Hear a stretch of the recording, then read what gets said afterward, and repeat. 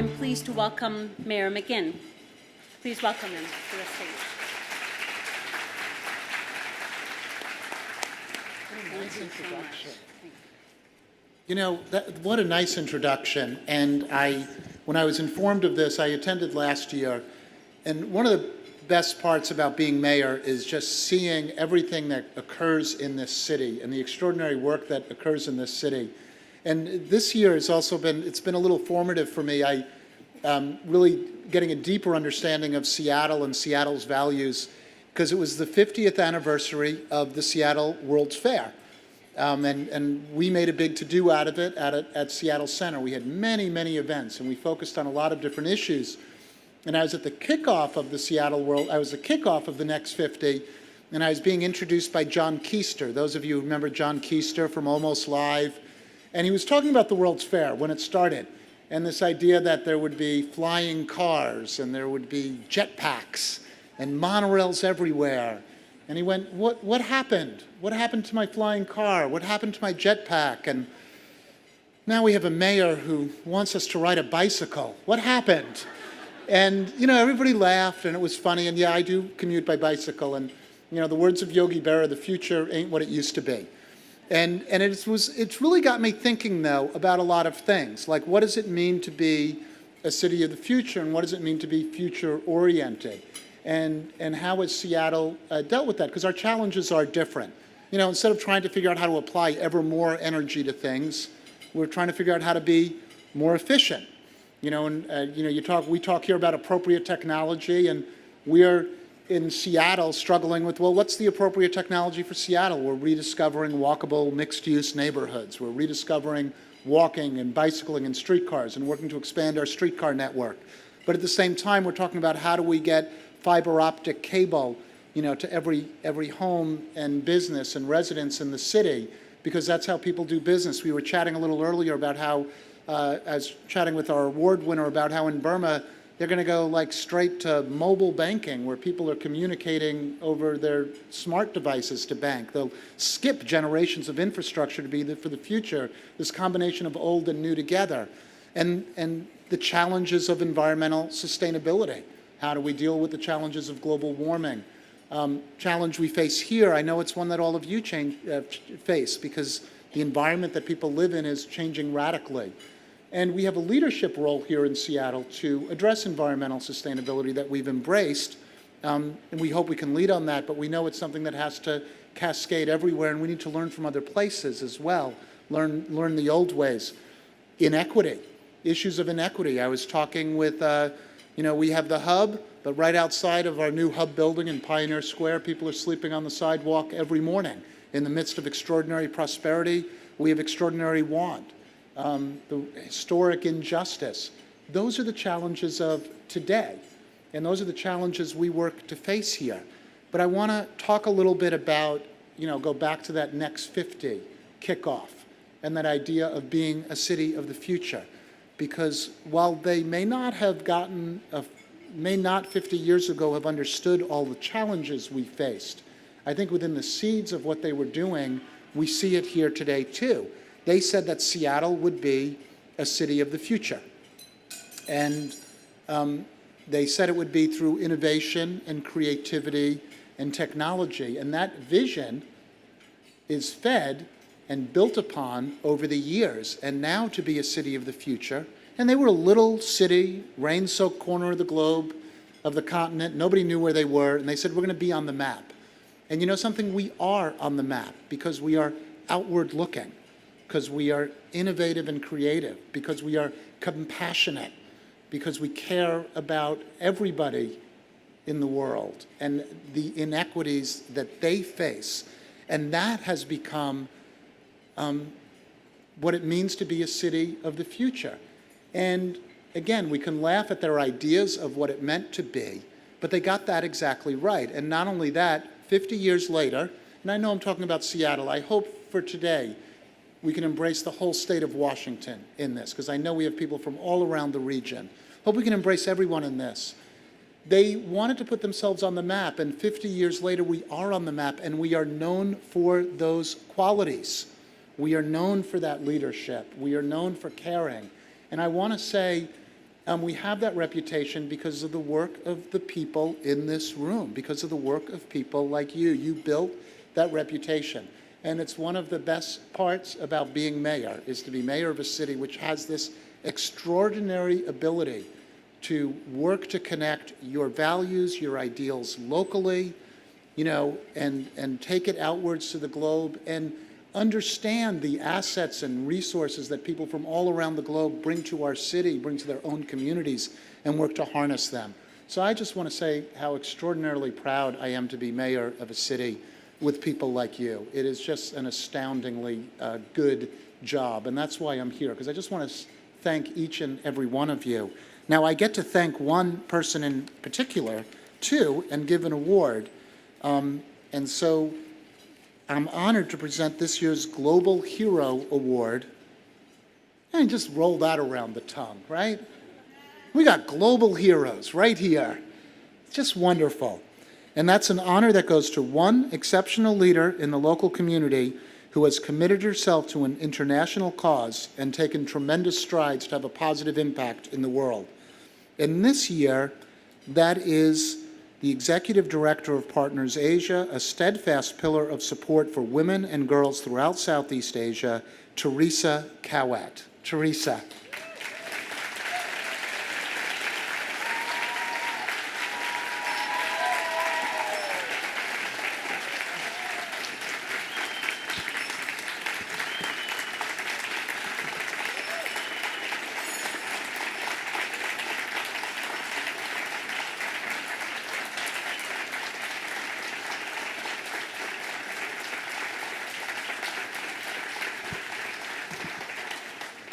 So now Teresa has to stand by and look humble.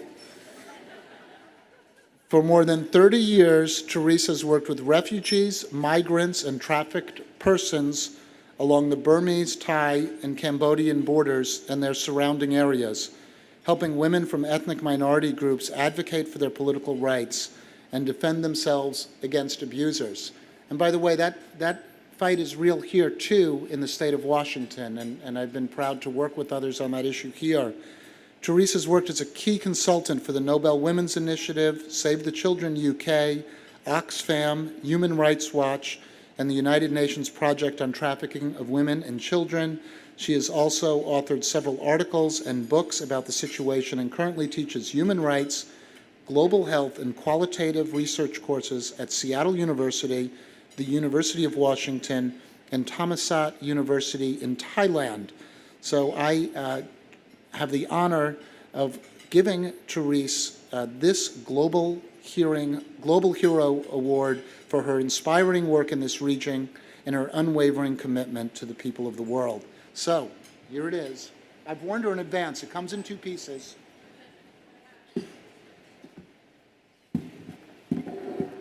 Every once in a while I hand out shahulis. I'm always worried I'm going to drop it. This one has two pieces. It has its own challenge. Here you go.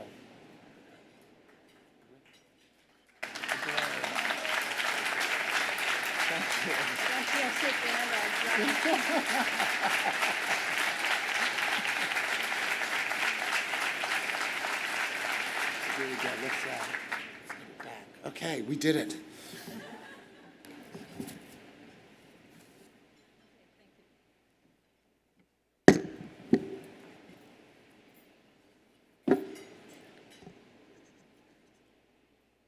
Thank you. I'm very honored and I'm quite surprised. But mostly I'm excited, and I'm excited to be part of the Global Washington Network that recognizes the importance of behind-the-scene approach to development. I've been asked to talk a bit about my work, but before I do so, I'd like to acknowledge the support of Dr. Janet Quillian of Seattle University, who patiently mentored me these past years in translating my experience from Southeast Asia into meaningful contributions here in Washington State. And I'd also like to take a moment to thank my daughter, Tari, who has so naturally valued local knowledge and expertise without judgment. And I was trained as a community organizer, and I had the opportunity to apply my skills abroad with refugees, undocumented migrants, trafficked and stateless persons, excluded from some of the most basic services. These communities have faced unbelievable challenges of war, political repression, natural disasters, environmental degradation, and distressed economies. They live in extreme poverty with little or no means of securing the most basic human rights. And I've had the fortune to work most of my life in Southeast Asia, and the majority of this time with the people of Burma. And as I was trying to think of how to capture these experiences in a 15-minute presentation, my dear friend and colleague Aung Zaw arrived in Seattle. Aung Zaw's here at the front table, and he's here in Seattle this week to speak at the Seattle Asian Art Museum, their Saturday University series on Myanmar and its people. And Aung Zaw exemplifies so much of Myanmar's history and future, but also what I believe is the cornerstone of how to do development. And I'd like to share with you how together we grew in our work. Aung Zaw was a university student, an activist in Burma in 1988. It was a watershed period in Myanmar's modern history. He was arrested, jailed, and released, but back on the streets again to organize resistance to the military regime. In August 8, 1988, known as 8/8/88, the Burmese military ordered use of all forces to stop the demonstrations and round up all activists. Many people were killed and arrested, and tens of thousands fled to neighboring countries. I was asked at that time to head up a relief effort to find the refugees, assess their needs, and provide assistance. This, as you can imagine, was an overwhelming task, with people scattered in mountains and jungles up and down the Burma borders. I met Aung Zaw at this time as he fled into Thailand, and he was 20. He, along with other refugees, were already organizing themselves. I listened to their assessments, followed their lead, and linked them to resources. My role quickly became one of encouraging and supporting their efforts. In the process, we built a relationship founded on trust, transparency, and confidence in their knowledge of the situation and capacity to respond. I became an intermediary between them, the refugees, and the international community. This was not a typical emergency relief program. Having worked in many other parts of the world prior to this, I was surprised by how effective it was logistically to step back from direct implementation. Yet even more important was how it rebuilt spirits and strengthened resilience among the refugees themselves. Over time, the refugees transitioned their efforts into longer-term projects as they built networks and grew stronger relationships in their host country. While the number of people from Burma surging into neighboring countries escalated over the years, with today nearly 5 million people from Burma living in neighboring countries. They've all been lumped together as illegal immigrants and extremely vulnerable to exploitation and abuse.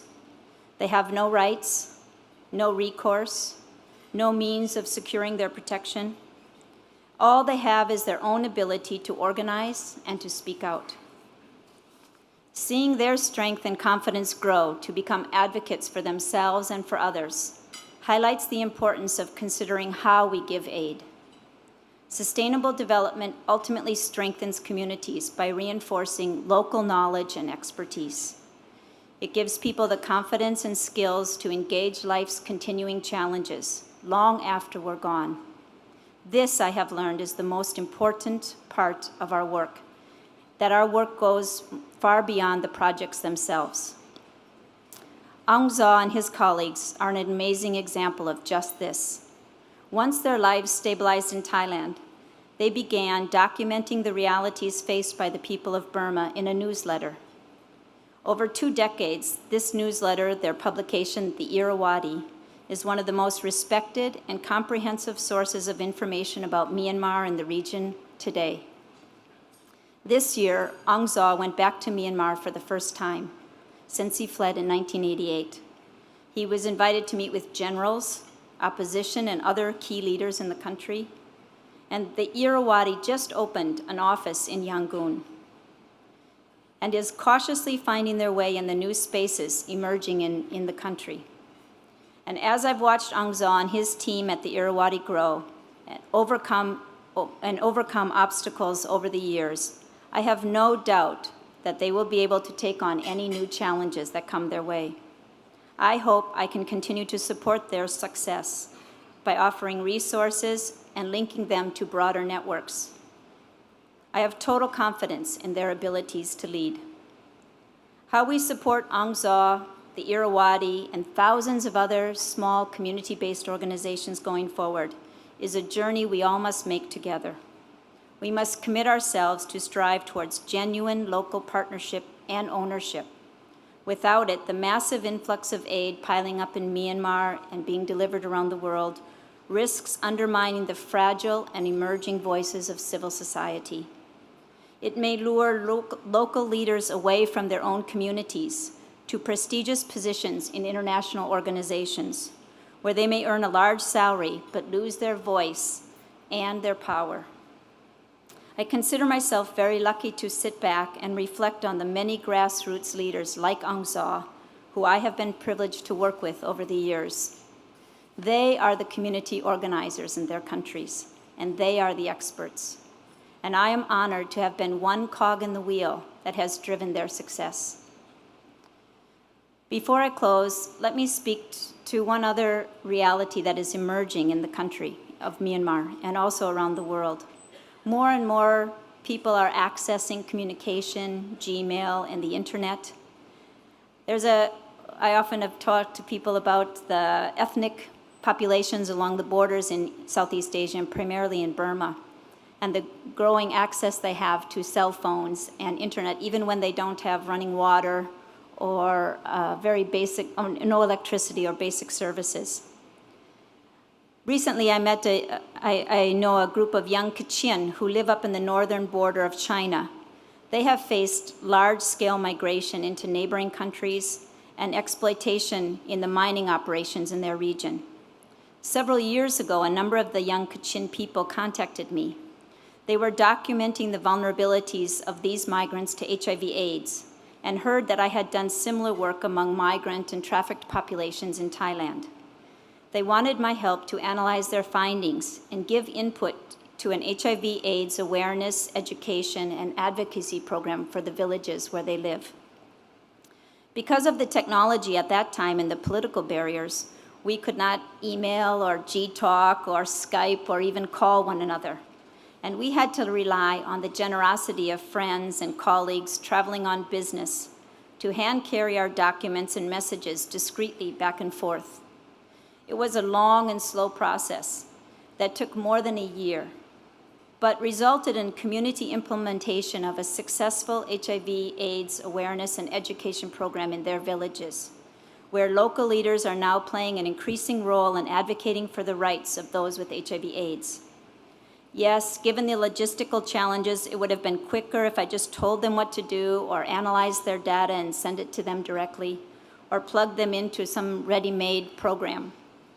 But the solution wouldn't have been tailored to the local community's needs, and it wouldn't have fit. And it would not have grown the leadership capabilities of these young community organizers. So fast forward, this year, those same young people have had to flee their villages to China among the growing conflict between the Burmese military and the Kachin Independence Army. They now live among 60,000 newly arrived refugees in overcrowded blue tarp and bamboo camps. With cheap solar-powered smartphones they bought in China and their Gmail accounts, they contacted Partners Asia last month to share a malnutrition survey that they had undertaken themselves in 6 of the refugee camps and asked us again to help in analyzing their raw data. We linked them to colleagues who specialize in public health statistics at a leading university in Thailand. And I've marveled these past weeks as I watched the email exchanges as they clean the data, fill in the gaps, and work through their findings.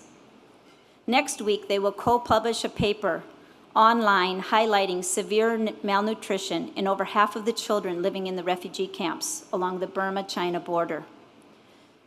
Severe malnutrition in 1 out of 2 children. This is very sobering. And the report will hopefully give evidence to the United Nations agencies and the international community that the aid provided through the government of Myanmar is not reaching the people, and the children are starving. Sadly, the message was not heard when spoken by the ethnic villagers alone. But now they have data, and they have skills, they have a network, and their voice is much stronger.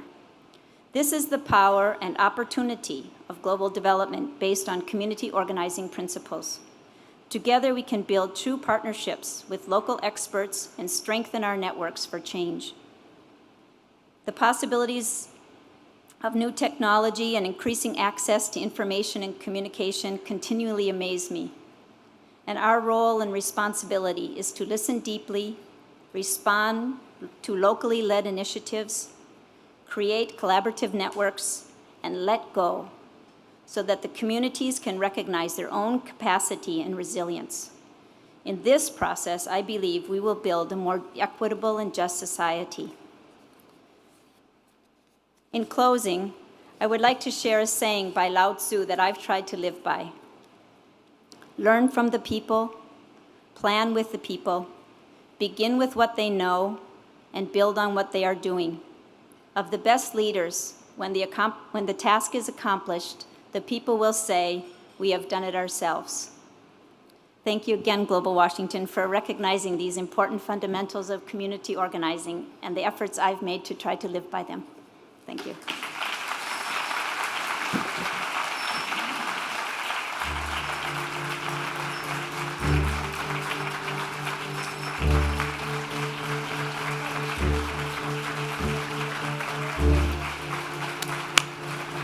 Big hand for Therese. Thank you. Congratulations.